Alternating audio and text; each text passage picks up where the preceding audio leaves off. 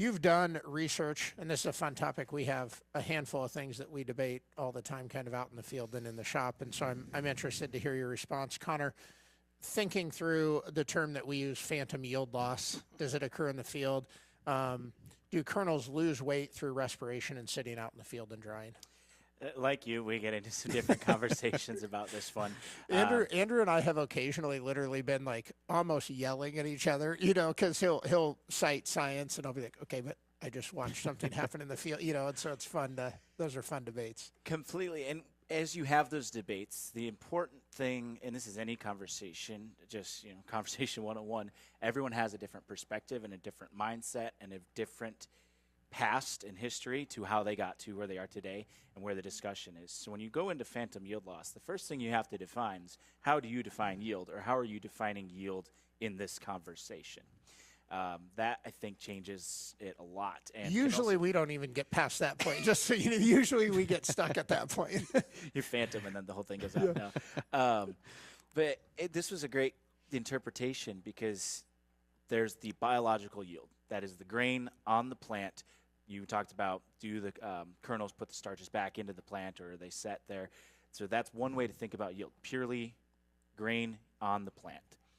But we live in the real world, and there's also grain at the elevator and what you get paid for. And there's a lot of math and calculations that go into the whole test weight debate and how you think about dockage and moistures coming in. So that does change the conversation. But where I'll then now set the stage, thinking of yield purely as grain on the plant in the field, not touching it, not harvesting it. Once it black layers, do we then have respiration that either burns sugars off, or does the plant somehow suck sugars back in? We've done the last 2 years, 9 different hybrids, multiple replications, and our data says there is no physical change in individual kernel weights over time as you just wait later into the season. We went over a 4-week spread, so 5 different harvest points. We don't see actual kernel respiration in smaller weights on there. And there's been some work, about every 7 or so years you look back, there's some extension program that's kind of looked at this question. So in that regard, no, we do not see a physical loss of weight on the plant as it stands in the field waiting for the combine. Yeah, and this is where I'll agree. I learned a lot from a good friend of mine. He was doing research pulling a baler behind the combine. And, we often talk about this phantom yield loss. Is it true phantom yield loss through respiration, or is it, kernel shatter as we dry and losing some at the head or losing some out the back? And I'll never forget, he was pulling a baler behind his combine, and as they were doing it at different moistures, and he was learning because they were pulling that baler behind the combine. As they dried, they continued to see more cracked kernels run through the back of that combine. And so it's pretty easy to see losing kernels at the head when they're full kernels. It's a lot harder when you start seeing broken kernels as they dry, getting shot out the back of the combine. And it was like 3 to 4%. And so if you think about 3 to 4% on 200 bushel, he was like, this is where we're losing yield. As we continue to let stuff dry down to 15, 16%, which a lot of growers want to do because you don't pay the drying cost. But again, what's the cost to let it sit out there and dry, right? But I think the amount we're losing at the back of combines with shatter, broken kernels coming out the back, is a lot more than we realize. And I think the important here, 100% yield loss is real.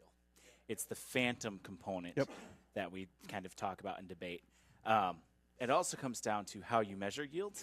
And is it on the combine or on an actual calibrated grain cart? We hear the story. I was in the field. We got rained out. Couldn't get back in until 2 weeks later. I pulled the map up with the yield monitor, and boom, it's 20 bushels lower. Yeah.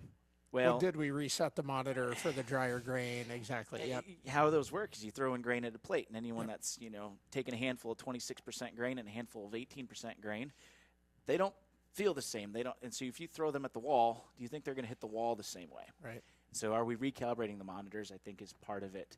The fines is a big one. And some folks think, I can't be losing that much grain, but 2 kernels per square foot is a bushel. Yeah. Maybe you're not losing it on the combine, but in 4 weeks, how many birds picked off 2 kernels off the top of that ear? Yeah. How many raccoons stole 1 or 2 ears along a 20-foot row?